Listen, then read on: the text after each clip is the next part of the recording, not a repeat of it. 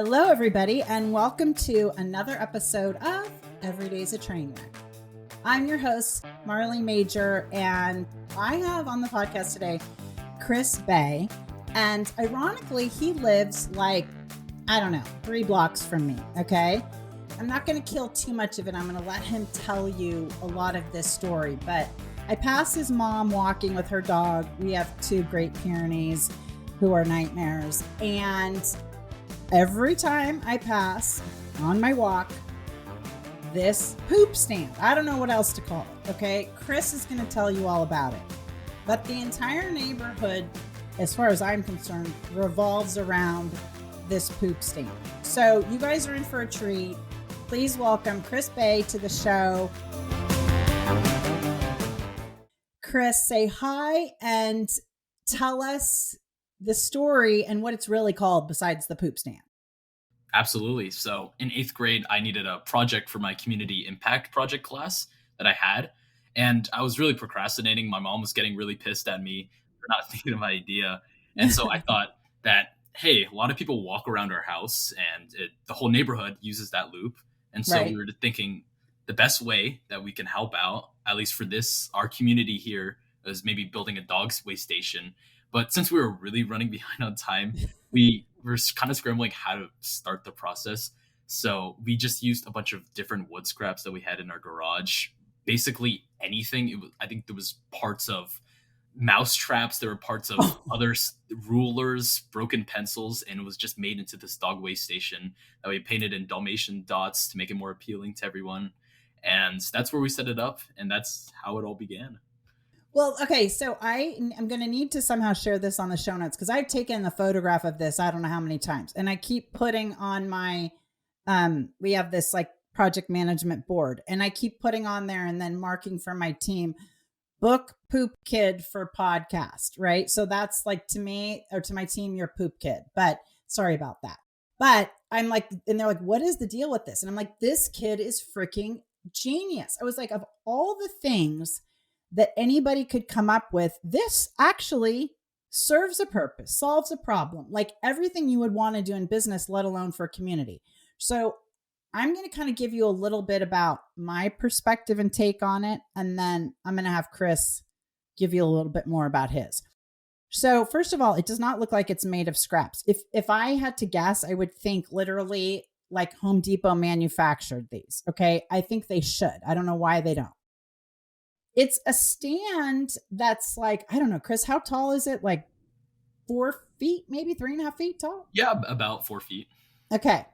And instead of trying to camouflage, this dog waste station or the very nice words Chris uses versus what I use, is to say it's black and white. Like you cannot miss it. And it's right on the edge of his property. Now, it has a sign on it that says, that this was part of his community project, etc. And I think it has like your initial and then your last name or something. But like, it took me a minute to kind of put it all together. It wasn't until I met your mom. I was like, oh my God, that's the same last name as the poop station. So you see it and it has the bags, like, it doesn't have the bags. It is the receptacle, like the trash part, right? Where people walk by and can put the dog poop bags, right? Right. Okay. You guys, it is, first of all, this loop that he's talking about is practical. Well, from my house, it is very much straight uphill. Okay. So by the time I get to that top, I'm so grateful to be there. I can't tell you. Number one. Number two, if anybody's ever seen a Great Pyrenees, you know that they are the size of horses. Without getting too graphic, you can imagine what their excrement would be the size of. Okay, so I have to take like 10 bags with me. So by the time I get up that hill, even though they've been outside already, even though they've had plenty of opportunities, they seem to want to poop on the way up the hill and then, of course, on the way back. So this station for somebody like me with giant dogs is amazing. Now, I still think it's amazing if you have small dogs because I'm sure nobody wants to run around with poop. But it was literally to the point where I would have like a to-go coffee cup, and I would try to like shove these poop bags like in there so that I don't have to deal with them. And then I encounter this station. where I have noticed, Chris, how often do you empty it? Because to me, every time I turn around, I'm either watching somebody put the bag in there or it's like starting to brim to the top. So, what's the process with that?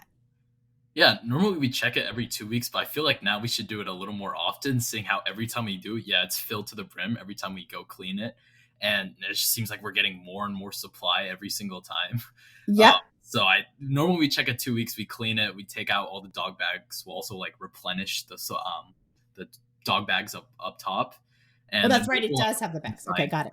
yeah, and then we'll just like clean the sign a little bit if it's a little dirty. Say if it falls from the wind or again. Okay, yes, the wind. So I'd like to talk about the wind. So as everybody knows, probably we have had these fires in California. We're in Southern California in January. And we also once in a while have these high winds. Now, by the way, how the wind gets to even, I mean, this thing is kind of tucked into the trees, but somehow it blows over. And can I please tell you, the best part to me is when it blows over because there are poop bags ever. And all I keep thinking is, oh my God, this poor kid. Like, I'm assuming he's the one that's cleaning it up. Like, little did he know this is the eighth grade project that keeps on giving, because you're going to be a senior this year, right? That's right. Okay. So he's going to be a senior. So I'm thinking, I don't even want one of my bags, let alone 9,000 other dogs' bags. But so the wind blows over, out go the bags. And then here's the other thing. For a day or two, I didn't see the station. I don't know if it had broken. Maybe Chris can elaborate on it. But for some reason, the station like wasn't there for a minute. Guys, everybody was like Pavlov's dogs. They still put the bags of poop where the station was, like it was a phantom pickup station, like as if some magic person was like, oh, we don't have the station to put your crap in, but just put it right there on the side of somebody's property and maybe it'll get picked up. And by the way, then it did get picked up. So like, does everybody in your family participate with this, or does your mom just say, listen, you created this, you go pick it up? We kind of switch a little bit often. Like whenever I can't go to the dog station, then she'll go with our dog Gwen. She's a lab, and then they'll go. Oh, Gwen is delicious. She is so cute. Yeah, Gwen is she's a white lab or one of those special kind of labs? Yeah, she's an English lab. English lab. Yeah. She's delicious. Okay, so keep going. Yeah, so normally we'll like switch off sometimes. We'll go pretty late at night just to pick it up, but I think why late at night? So it's under the cover of darkness, or?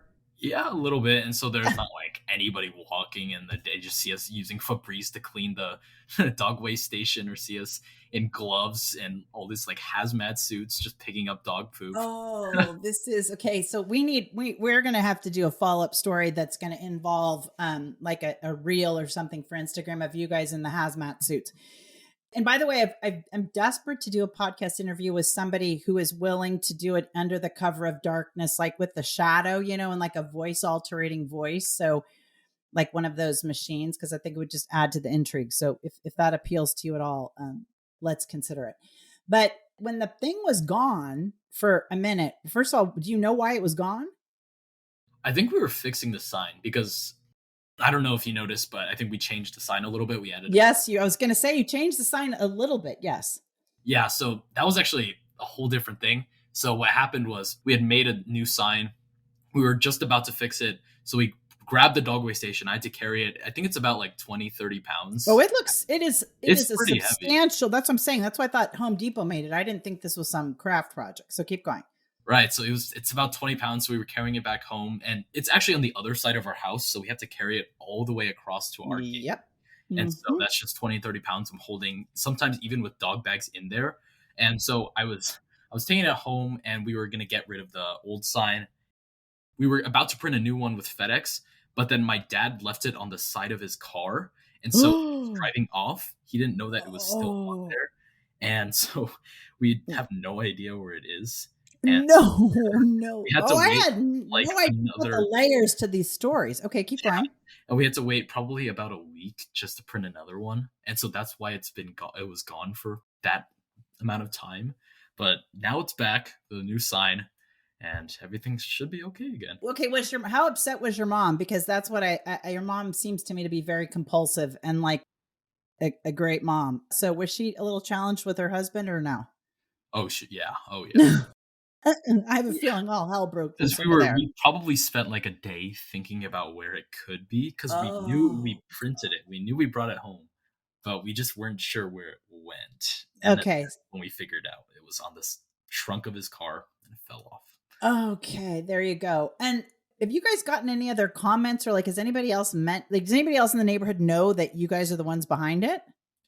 Oh yeah, a lot of people. My mom actually gets a lot of text messages from other people saying how grateful they are for the dog station, how they don't have to carry their poop around the You're kidding me. Yeah, no, a lot of people love it. Yeah. It's a huge community. This is okay. So have you now I realize you're only going to be a senior. So how old are you? 17, 18? 17 right now. Okay, so you're 17. So have you thought about expanding the concept at all? Definitely. I think that we were considering trying to find some middle schoolers Yeah. in different areas in different neighborhoods to maybe build a dog waste station for them. Because I know that I was told about this middle schooler who advertises with a bunch of dogs. And so we were Really? thinking of maybe finding a way to implement the dog waste station as like part of his advertising. But Oh, I have no idea great. where that's going. And we also have a couple of like middle schoolers that may or may not be interested. I don't know how appealing picking up dog poop would be for them, but they've maybe expressed interest.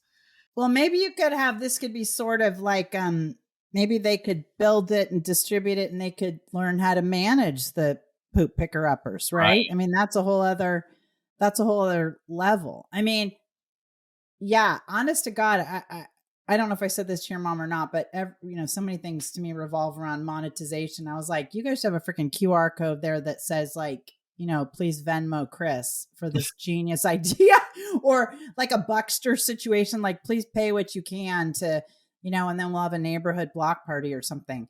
But I love that people text your mom. That is amazing. And I can't say this enough. It isn't like I don't have a lot to do. It isn't like I don't get exposed to a lot of things, you guys. And anybody who listens to this podcast knows that. But this thing is genius just because it solves a huge problem because everybody here has dogs and it's like so simple. And the other thing I was just thinking, Chris, when you're talking about as part of his advertising, what would be very cool is if somebody rolled them out or you were part of that and where each of the stations did have advertising on them, right? Like, or support your local blah, blah, blah, or something like that. I mean, because it'd be very easy these days to have a QR code. And half the time people are probably standing there with their dogs pooping while they're waiting. They could be like, cashing in. But we have this, I'm working on this project. We have a company called sayyestosheep.com. So we're very big on the animals, and we are getting these patents for actually patent pending for a product to prevent the spread of wildfires. And so we're going to roll this product out. It's all out. Anyway, we're getting venture funding for it, et cetera, and it will be a huge game changer. But this summer, I have 3 students. 2 are going to be seniors, and 1 has just graduated, and they're all been studying STEM and AP biology and all this stuff because this internship with the sheep all revolves around, the environment and how we have to take care of the soil and how we've got to prevent fires and, all these other components. So I think I'll mention it to them when they're in here on Monday. If there's something that cool they can come up with, maybe we'll do a field trip up there to your waste station. I mean, 2 of them are your age. They're very cute girls. I don't know if you have a girlfriend, but that's probably a story for another day. But just so you guys know, you want to Google Chris because you'll be very successful someday. But I want to see if I can't get my interns to somehow figure something out or introduce it like to their school because I think it's amazing. I also think there could be like, how when you have a soccer game or something, you have that sign up genius thing and you sign up to bring snacks. Oh yeah. Like I think there should be like a sign up genius of like kids who are in trouble and the moms sign up for them to pick up the poop every week, as their punishment. Like, oh, the mom's going to sign up this naughty kid and he's going to have to pick up the poop that week. and going to be super and take a photo of himself and, kind of like a wanted poster for juveniles. I don't know. I think it'd be really great. How long does it take you to clean it? Probably about 15 to 20 minutes because we have to stack them into the trash bag. We have to take it back home, and then we had to Febreze it because we didn't Oh, want it to smell like crap. And yeah. we just Thank wiped you it for that. down. Was the Yeah. best comment of the day, by the way. Okay, yeah, keep going. And we also have to make sure it's still rooted into this the dirt area because what happened was, yeah, it falls during the winds, and so we actually learned how to lock it into place. We have to put some stakes in, and we're actually trying some new ways to keep it intact. For now, it's working. I think Yeah. we had a lock in place, so we just checked the lock, and it's right Oh. next to the end of our gate, so it's pretty secure.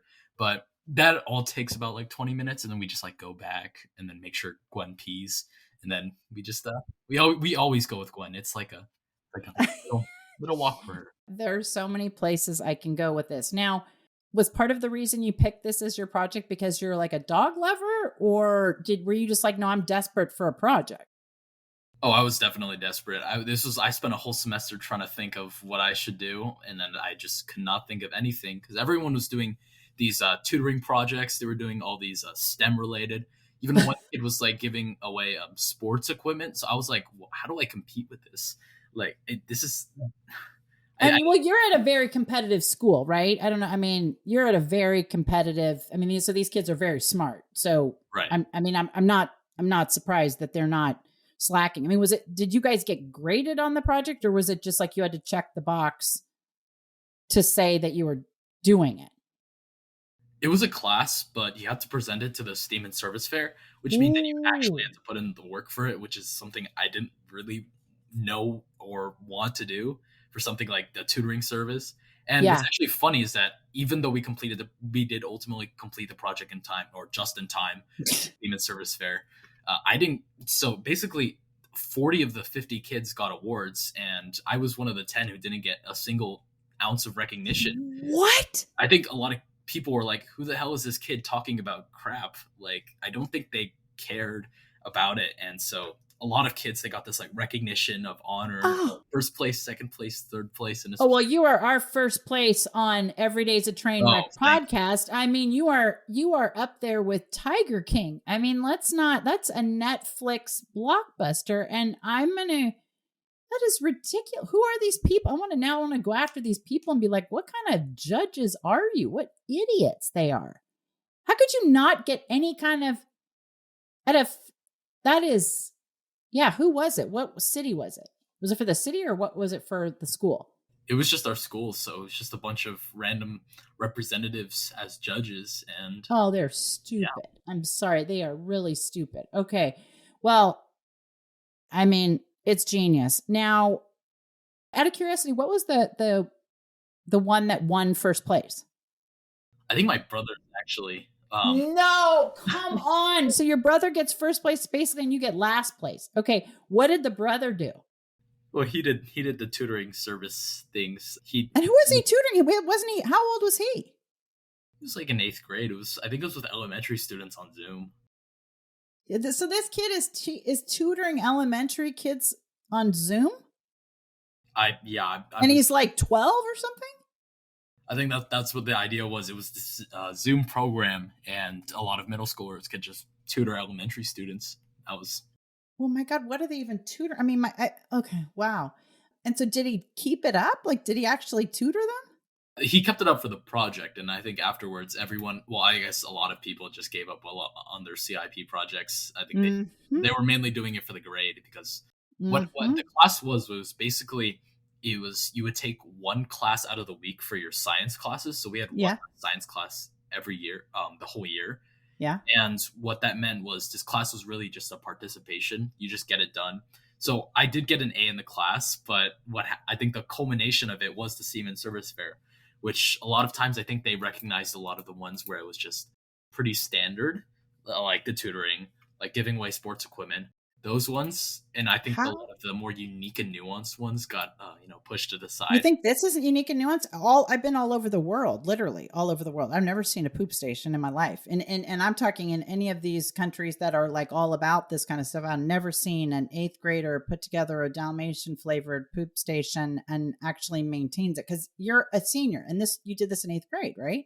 Yeah, So so talk about, so the brother gets first place and he ditches it the second he can. And here you are 4 years later cleaning the dog crap, right?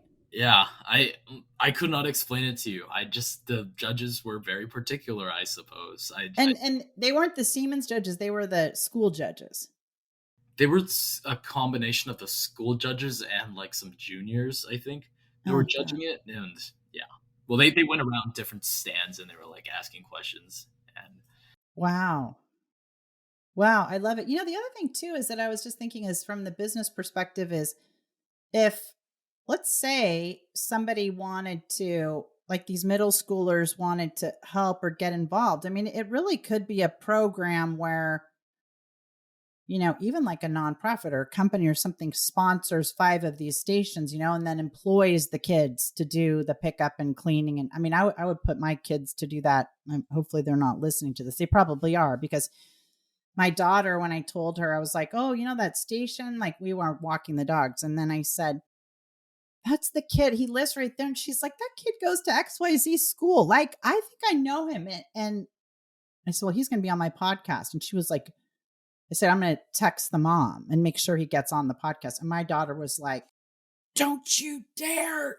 No, do not reach out to him. Do not talk to his mom. And I was like, too bad, girl. So that's why I was really like, I'm going to make sure you do it. So, all right. So what are you studying now as a senior? right now I'm just working on like my college applications, but I'm really more like focused on political science. So it's completely different from dog poop, unfortunately. But it's Hey, listen, it's going to have some kind of, you'll learn some kind of skills here. I promise you. So political science, and why political science? I think for a while now I've been a big history geek. I Yeah. just like I'm a big people person, so when I had like, for example, in elementary when I got yearbooks, I like to associate names to faces or look at funny pictures and Yeah. look at all this specific information. And Yeah. then when it was probably in fifth grade, my dad got me a presidential encyclopedia, and Hmm. seeing how I really like to like memorize specific facts, I devoured that encyclopedia. Oh my God. And by the way, okay, anybody who's listening, and a lot of my friends who have kids and whatever are listening, ain't no one I know ever as a child who devoured, quote, presidential encyclopedia. So okay, there you go. Keep going. Well, I was pretty shocked myself. I hate reading. Yeah. Like I just found myself just scrolling through that. That was probably the fastest I've ever read like 1,000-page book. That's probably the only What? time I've read one. I've never read one. What, okay, how did wait, so what but wait a second. You hate reading, but you read 1,000-page book. I could not explain it. I just started reading through that, and it was something I was genuinely interested in, which is pretty Hmm. shocking. And that was, yeah, that was the first time I realized that this could be something that is my thing. Just reading through Yeah. these presidents and understanding it. I know I would probably be big on the trivia and Yeah. all that, but I think that's where it sort of materialized now that I'm like thinking my senior year, thinking about like college apps and thinking how do I present myself to colleges, using Yeah. that presidential history element. And You're that's probably going to be president. That's how you should present it in your college apps. I mean, my Lord. What? Okay, I'm scared to know, but where are you applying to school? I'm thinking of applying to Pomona College or Claremont McKenna College, as well as like Emory. So I think those are like my Oh, rough top three right now. So really? Why Emory? I was thinking Emory because they don't let you like choose your major officially until your the end of Hmm. your sophomore year. So if everything goes wrong with political science, then I have an alternative. But also the community there's like super nice. I think with the three that I just listed, a Yeah. majority of my decision making is like the community as well as the academics. Those are like my main choices, and also some of them have a little bit of a route catered to like politics and political science. Ah, okay. So And Emory's in Atlanta, right? it is in Atlanta. Yeah, my dad did his medical school. What is it called? Not internship, medical school. Whoa, what is it? When you residency there, and he loved it. How would you even know about or the culture, whatever, at Emory? Like, how would you even know that that's a culture that you would be interested in? It was actually funny. We flew into Georgia, and then Yeah. immediately the next day I had to go to my cousin's graduation for her medical school. Oh wow. Okay. And it was in Galveston, Texas. So Yeah. we flew all the way to Georgia. We visited. I think I had been interested in Emory before because at our school we had this college fair where there Yeah. were a bunch of different representatives from a bunch of schools, and one of them was Emory. So I talked to the person, learned a little bit more. I was like, this might be somewhere I might want to go. And so we actually Wow. went to go visit, probably like a 4 hour, 5 hour flight to Georgia, and then we Yeah. visited there. We saw the campus. It was really awesome. And then immediately after, we had to go to my cousin's graduation. So it was a pretty eventful trip. Yeah, for sure. Okay. Now you have one. How many siblings do you have? Just my twin brother. Your twin brother. God bless it. Though I seriously can't understand the twins here, and one gets first place, one gets last place, and the other twin ditches it. Okay, where does he want to go to school? I, I'm not really sure. Oh, this should be good. This I would love. Oh, Yeah, I'm sure there's a backstory there. Is he not as smart as you are? Hopefully, he won't oh listen no, to he's way this. smarter than me. Oh, he is. Yeah. Oh, And hilarious. Well, where do you think he wants to go? Doesn't he tell you? I've gotten like a couple hints because we've obviously been on college tours a lot together. So I think that he wants to go because he's more like STEM research based. Yeah. So we're polar opposites when it comes to academics. I think he was maybe considering like U Chicago. Oh, Lord have Very mercy. I I mean, think your mom just must be on fire. What kind of IQ do your parents have? What, I mean, Lord have mercy. This is amazing. well, Um, my dad's a lawyer, so he's like well versed in a lot of things, and that's the people. Does he litigate? he's an attorney for employment and wages. So yeah, he's Oh, okay. yeah. There you go. Okay. So that's probably where you get the people person stuff. Is the twin brother a people person A too? little bit. I mean, we both do like speech and debate, so we're pretty like comfortable Good. with public speaking. But I would say Yeah. like we're both. Well, I guess we're both like people person. But I guess I would say I'm a little more outgoing, Yeah. And then what about your mom? at least. Like, oh yeah, you think so. I love it. Okay. Well, and what about your mom? Well, my mom, she was originally a pharmacist, but now she's working at the Education Foundation for the LCUSD district. So she's Wow. managing like summer programs and a lot of the events that happen for the Education Foundation. So Wow. Good for her. Okay. Well, now I have a whole new respect. So what classes are you taking this year to wrap up your senior year? So I wanted to have a combination where I have some more freedom to do whatever I want because it's my last year of high school, but Yes. also still having some of the, you know, complexity so I don't look like I'm totally selling my Slacking off. qualification. Yeah. Yeah. So I'm doing, well, hopefully none of my courses have been fully completed yet. Well, we don't know Yes. if the requests are in, but I Yeah. was taking film. Uh, Yeah. this is kind of the AP statistics, Oh God. Oh my God. Yeah. Okay. and then AP Gov, and then honors physics. It's not the AP one. Oh AP one is brutal, and I'm just doing instrumental music. So Listen, I couldn't do kindergarten physics. So, I mean, yeah, honors is amazing. And then, well, the music thing, music helps very much with math skills and that part of the brain. So that doesn't surprise me. And then what is your brother taking out of curiosity?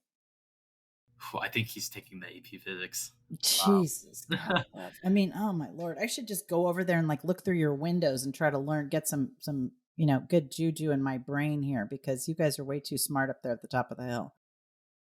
Yeah. All right. What else? Anything else you want to share with the audience before we tell them how they can get a hold of you? Any big asks you've got? Are you looking for a connection at Emory? Are you anything else our audience members can help you with? I mean, not necessarily. I'm just still like exploring like the college route. I'm still because we have like a preliminary list. I'm just working towards it. I have like a Yeah. lot of stuff going on along with this dog waste station. So yeah, I think I mentioned before like speech and debate. I'm doing instrumental music. Yeah, I'm like in a rock band. I actually have a performance tomorrow. So Oh, wow. yeah, and I also am part of my football team. So a lot of stuff going on. Just want to Oh, boy. put that out there. Yeah, there you go. Okay. Well, where can they find you on social media, or do you not want them to find you on social media? They can find me on. I'm on Instagram. I don't even know my label, but it's just if I'm sure if you just Oh, look at my name through Instagram, you'll find it. Christopher Bae, Bae. Yes. Okay, I love it. And then look for this fun 17-year-old senior. Okay. Well, I cannot thank you enough. Please thank your mom for encouraging you to do this. And I hope you put this on your college applications and say it was Tiger King and you might just get higher ratings. Who knows? Oh yeah, definitely. Okay, I love it. Well, thank you for being on the show. And everybody, thank you for listening to another episode of Every Day's a Train Wreck. If you haven't already, please make sure you subscribe to the show and leave a comment and a rating if you are so inclined. We would love that. And if you want to follow me on social media, you can do that with @theprofitgoddess or @thepartygoddess, either one. All right, until next week. Chris, I can't thank you enough. Have a great and a very productive future. I don't think anybody's got anything to worry about there. Thank you. Okay, bye-bye.